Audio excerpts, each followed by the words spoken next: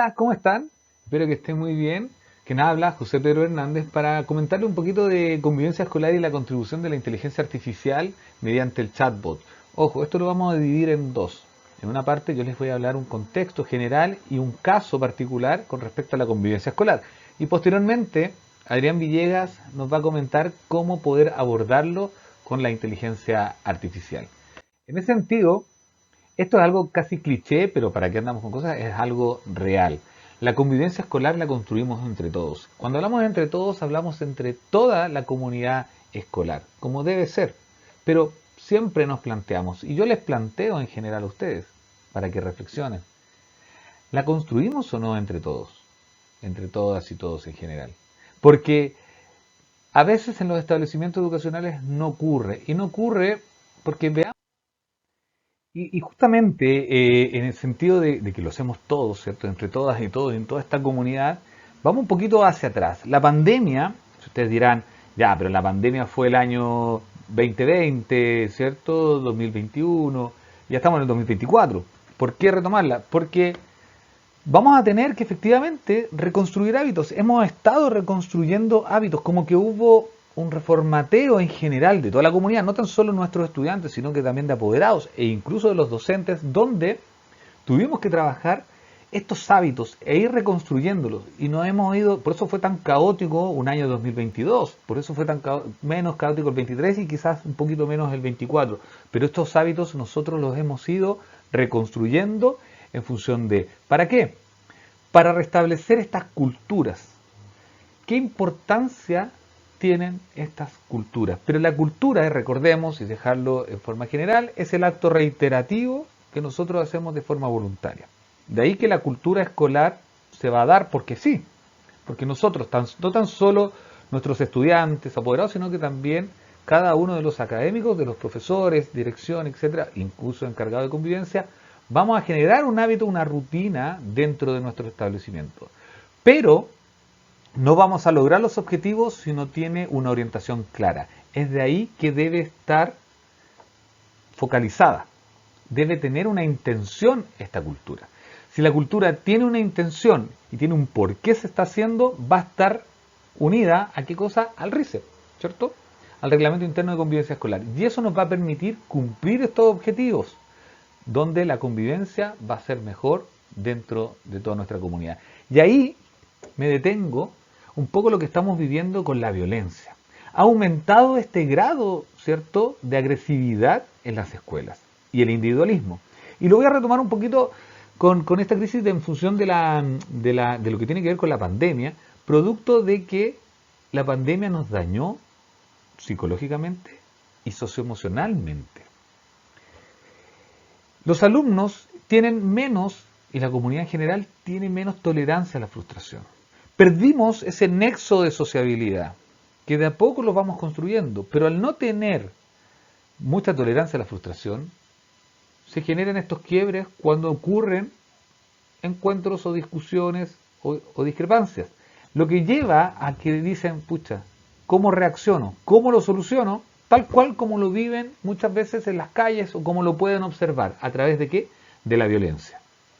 Por otra parte, tenemos apoderados que nos entregan, ¿cierto?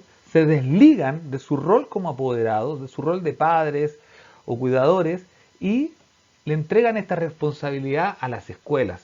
Y eso hace que también tengamos apoderados que nos culpan de distintas acciones. ¿Estamos en un momento complejo? Sí. De ahí la importancia de los canales de comunicación y que trabajemos, tal como lo dije mencionar anteriormente, enfocados y que esté todas las acciones direccionadas, que tengan una intención. ¿Para qué? Para que podamos abordarlo dentro de nuestro propio contexto. ¿Qué nos pide en ese sentido el Ministerio de Educación? Nos están pidiendo las orientaciones ministeriales en la actualidad que la trayectoria educacional se cumpla, que nuestros estudiantes no deserten, que vayan a las escuelas y que logren esa progresión, ¿cierto? Que terminen su proceso formativo escolar. ¿Por qué? Porque lamentablemente post pandemia ha ido aumentando la deserción. De ahí que hemos tenido que ir a buscar a estos estudiantes, trabajar con ellos para que justamente no dejen el sistema. Y así también entender que tal cual como nos plantea, ¿cierto? La normativa de la convivencia escolar desde el 2019, nos plantea este enfoque formativo. Dejar atrás lo punitivo y trabajar con las diferentes acciones protocolares en cómo vamos a abordar formativamente la convivencia escolar. De esa manera, lograr una comunidad establecida, una comunidad unida y que vamos logrando los distintos objetivos que nos propongamos como colegio. Ese es como el estado del arte en general en que estamos. De ahí que yo les quiero plantear lo siguiente. Les voy a plantear un problema que me gustaría que es una situación que ocurrió en un colegio de la comuna de La Florida, para que ustedes puedan analizarlo y reflexionarlo, y posteriormente me va a acompañar ahí a Adrián Villegas, en el que va a resolver y con cómo se puede cumplir ciertas acciones. Veamos este análisis de caso. El contexto es que una apoderada llega al colegio a increpar con insultos y gritos a una profesora, que en este caso con el afán de agredir a la profesora jefe del curso de su hija. La estudiante era de octavo básico. Este es un colegio que tiene solo enseñanza básica y evidentemente esto va a transgredir las normas de sana convivencia del establecimiento. Les voy a comenzar a leer. Un estudiante de sexto básico, la estudiante, ¿cierto?, estaba siendo víctima de hostigamiento por parte de un par de compañeras de curso. Cuando la profesora se entera de la situación, de lo que estaba ocurriendo, esto va a ser 2 semanas antes de que la mamá asiste a realizar la agresión verbal y físicamente, le pide a la estudiante que escriba el relato y comente por escrito lo que estaba ocurriendo con los nombres de las compañeras involucradas. La estudiante realiza la acción solicitada por la profesora, pero si bien la profesora va a toma del documento, lamentablemente lo va a guardar. No va a generar de esa forma ningún otro espacio de intervención respecto del caso. La profesora no informa a Convivencia Escolar, no informa a Inspectoría General y no va a informar al coordinador del ciclo, a UTP y a dirección del colegio. En las indagatorias realizadas por el colegio se va a entrevistar a la mamá en su domicilio, donde se le informa que pierde la calidad de apoderada, conforme al proceso que está escrito, ¿cierto?, en el reglamento interno. La mamá explica que hace 2 semanas atrás la profesora había realizado un levantamiento, se le explica esto a la mamá, ¿cierto?, pero que evidentemente, lamentablemente, la profesora no había realizado mayores acciones. Explica a la mamá que ese día fue al colegio a insultar y a agredir físicamente a la profesora, debido a que ese día su hija llegó llorando a la casa, porque estos hostigamientos habían continuado y estas 2 semanas que la profesora ya estaba al tanto de la situación, no se había realizado nada. Se habla con la mamá, que se comprende la molestia, pero que no corresponde su actuar. Tenemos el caso, ¿cierto? Y vamos a analizar con algunas preguntas. Ojo, estas preguntas yo se las planteo más bien a ustedes, que ustedes hagan esta reflexión en sí. Y dicho esto, miren, ¿cuál debió haber sido el protocolo básico de acción a realizar por la profesora? La otra pregunta, ¿qué acciones preventivas se pudo haber hecho para evitar que la estudiante fuese víctima de hostigamiento? ¿Son habituales estas situaciones en nuestros establecimientos? ¿Se debe o no denunciar al apoderado? Yo les planteo estas preguntas que ustedes las reflexionen en sí. Evidentemente, acá, si bien existían los protocolos, la profesora no los cumplió. Cumplió la primera acción. Pero ¿qué pasó después? ¿Por qué se le olvidó seguir el proceso? Y justamente por eso. Porque podemos tener más de alguna problemática, a veces ciertos olvidos que nos pueden ocurrir. Si bien nosotros podemos fomentar la comunicación, podemos fomentar todas estas acciones, a veces ocurren olvidos de todos los integrantes de la comunidad que nos permite cumplir con lo solicitado y lo que está reglamentado dentro de nuestra institución. Le voy a dar el paso, ¿cierto?, a Adrián Villegas para comentarles cómo a través de una herramienta, un chatbot, podemos trabajar y que toda la comunidad, cuando tenga alguna duda, pueda saber cómo trabajar y cuáles son los protocolos a seguir en función de alguna situación particular que pueda ocurrir en este caso en convivencia escolar. Adrián, continúa. Muchas gracias, José Pedro. Vamos a revisar entonces en un chatbot previamente programado para convivencia escolar cómo deberá haber procedido la docente. En este caso revisamos que no hace una propuesta este chatbot, habla de registro docente, ¿cierto? La contención emocional, investigación interna, la aplicación de algunas medidas disciplinarias, comunicación, seguimiento, evaluación y sugiere una propuesta.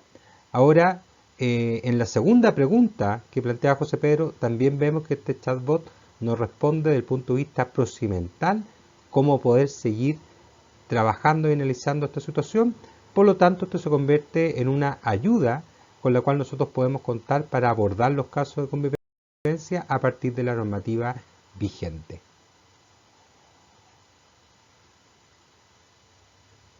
¿Cómo hacemos esto?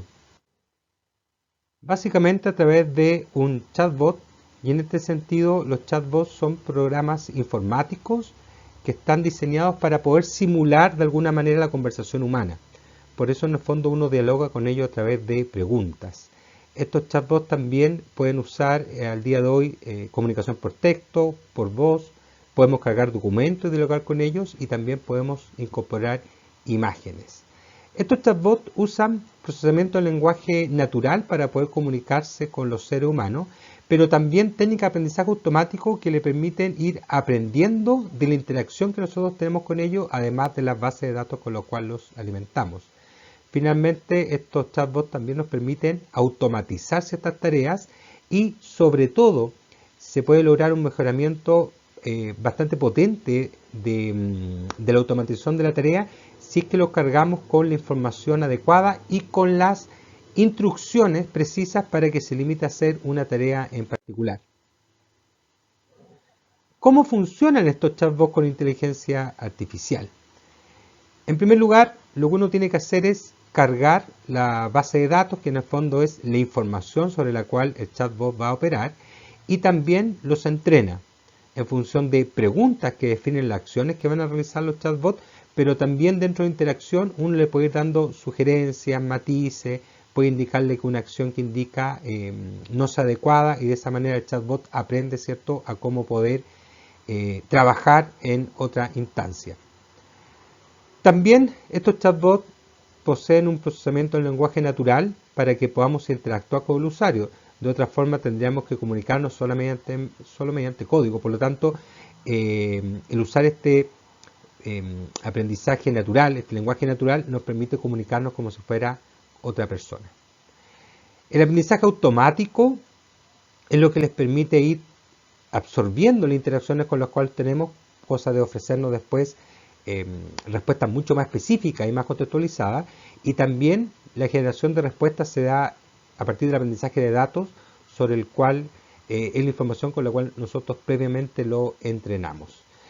Y finalmente, la capa de inteligencia artificial es la capa que nos permite ubicar estos chatbots de manera fácil. En este caso, funciona, por ejemplo, en una página web, pero podríamos también disponer de ellos en formato de teléfono o cualquier otra plataforma que nos permita trabajar al respecto. ¿Qué elementos debemos considerar a la hora de trabajar con estas plataformas? En primer lugar, estas plataformas tienen múltiples usos, sin embargo, no reemplazan la interacción y la validación del ser humano. Por lo tanto, nuestro consejo es que, si bien nosotros nos podemos ayudar por la sugerencia o el análisis que nos entrega, sobre todo cuando están basados en elementos concretos como la normativa, siempre tiene que ser validado por un ser humano que es el responsable final de su uso. También estas plataformas tienen sesgos de diversas índoles porque han sido alimentadas con las bases de datos del mundo occidental. Por lo tanto, son oportunidades que podemos tomar a la hora de trabajar y analizar con nuestros estudiantes algunos sesgos, por qué estas plataformas los tienen y cómo poder disminuir, evitarlos o abordarlos en el ámbito educativo. A su vez, es posible que nosotros podamos validar las instrucciones que le damos a estos chatbots en la creación del mismo, situación que vamos a mostrar más adelante, por lo cual podemos constantemente estar editándolo para hacerlo más preciso. Y por otro lado, el que pueda citar las bases de datos, es decir, la información, los documentos que le cargamos, como por ejemplo el protocolo de convivencia, el reglamento de convivencia de la institución educativa y la normativa vigente. Finalmente, siempre es importante, si creamos esta propuesta, poder validar cómo funciona y una vez que podamos constatar que funciona de manera adecuada, es decir, que por ejemplo no tenga alucinaciones, no cometa mayor tasa de errores, de respuestas coherentes con la normativa que tenemos, poder liberar su uso con los estudiantes. ¿Qué podemos hacer con POE, que es la plataforma sobre la cual vamos a montar este chatbot? En primer lugar, POE nos permite crear chatbots conversacionales usando diversos modelos de inteligencia artificial que tiene alojada. Dentro de estos modelos uno destaca ChatGPT, Mistral, Claude, Gemini, Llama, MaxMax y otras más que permanentemente se van renovando. Por lo tanto, uno cada vez que entre a POE podría encontrar nuevos modelos y la plataforma describe las ventajas y desventajas de cada uno. Por lo tanto, uno podría buscar uno que se focalice más, ¿cierto?, con lo que uno quiere realizar. A su vez, no solamente podemos crear chatbots de texto, sino también podemos crearlos que nos produzcan imágenes. Podría ser, ¿cierto?, para algún curso, alguna actividad que necesitemos que el estudiante exprese su creatividad, lo podemos hacer con esta plataforma también. Y finalmente, los chatbots que nosotros creamos pueden ser públicos, como el caso de este chatbot de convivencia escolar, pero también pueden ser privados a manera de tenerlo, por ejemplo, de un asistente personal, de un ayudante, o para realizar cierta acción específica, lo podemos tener, ¿cierto?, con esos fines. Aquí pueden apreciar el ejemplo de chatbot que creamos para este proceso dentro de la Facultad de Educación, poe.com, convivencia escolar. Ahí ustedes van a encontrar un chatbot, pueden anotar la dirección, ¿cierto? Pueden escanear el código QR, el cual ya fue alimentado con la normativa vigente y con una serie de reglamentos que están dentro de las páginas ministeriales, cosa que ya tenga cargado una instrucción de trabajo de cómo proceder con ciertos casos, conoce la ley, conoce los protocolos, los procedimientos, y además lo generamos con una serie de instrucciones que nos permitan atender justamente casos basándose en la ley como el que acabamos de ver. Acá tenemos otro ejemplo que es justamente el análisis sin mayor instrucción del caso que presentó anteriormente José Pedro. Y ahí la plataforma empieza a trabajar. En este caso, la plataforma cita inmediatamente la ley de convivencia escolar y el reglamento adjunto, y a partir de eso hace una descripción del caso, lo descompone desde el punto de vista analítico y nos va proponiendo algunos cursos de análisis para poder seguir trabajando el caso. A su vez, le hacemos una segunda pregunta, que es la pregunta que aparece redactada allí. Dice, ¿qué pasos se pueden seguir para abordar este caso?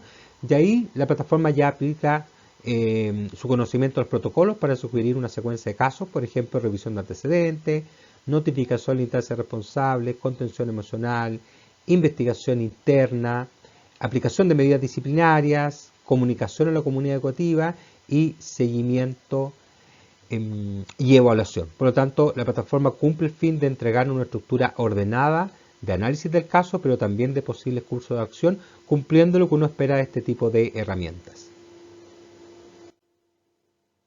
¿Cómo podemos crear entonces este chatbot gratuito, ya sea para convivencia escolar o otra índole? Primero tenemos que ingresar a poe.com y crearnos una cuenta de usuario.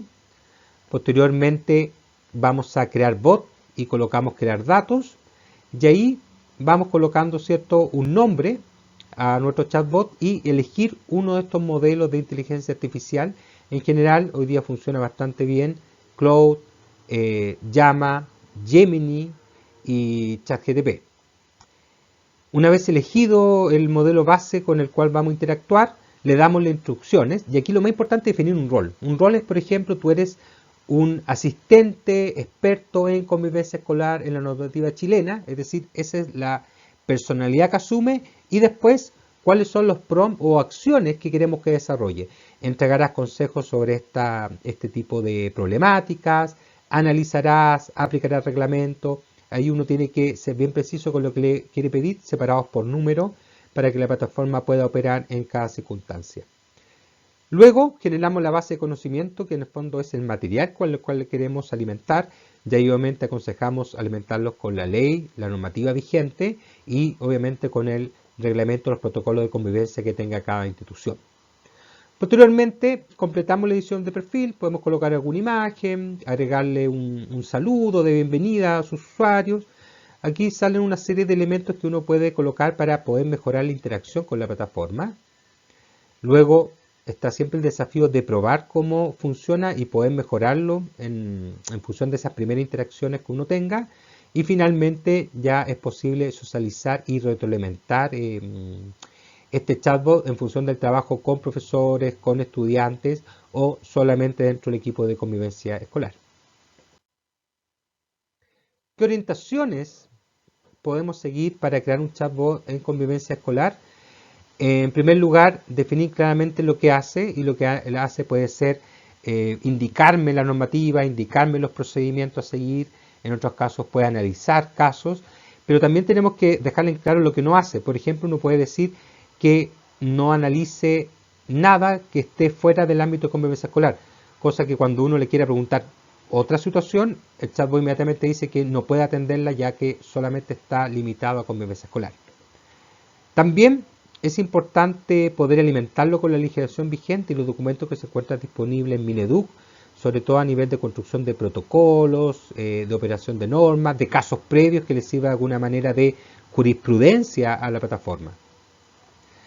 También debemos necesariamente revisar nuestro protocolo para poder cargarlo, ¿cierto? Y que de manera efectivamente el chatbot sea esa su primera fuente de alimentación. Y uno puede colocar en la instrucción, en los prompts, que el documento mandante es el protocolo de convivencia del establecimiento, cosa que parte de ese documento inicial y después, junto con la ley, pueda ir haciendo uso, dependiendo del caso, de otro tipo de documentos. Y también la idea es poder validar la información específica que nos entrega la plataforma, como también poder hacer una separación entre los datos generales y la sugerencia. Es decir, un prompt podría ser: analiza el caso de manera general, posteriormente de forma específica, y entréganos sugerencias de cómo abordarlo, ¿cierto? Cómo seguir, cómo implementar el protocolo.